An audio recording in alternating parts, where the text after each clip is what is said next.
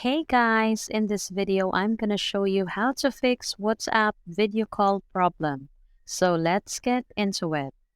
Number 1. Update WhatsApp. To update WhatsApp, open Google Play Store. Type WhatsApp into the search bar. Tap Update next to WhatsApp. If there isn't one, try scrolling down the page to refresh it. If the problem persists, try closing Google Play Store and then reopen it again. Number 2. Use strong network connection. Video calls require a stable network connection to work smoothly.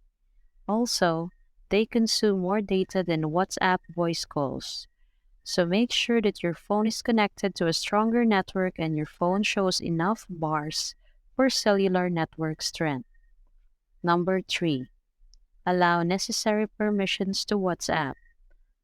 To do this, long press on WhatsApp and select the info option from the context menu that rolls out.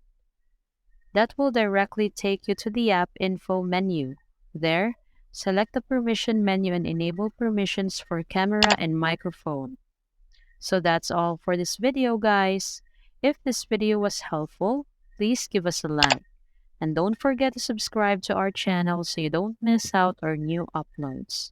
Thanks for watching, and I will see you in the next one.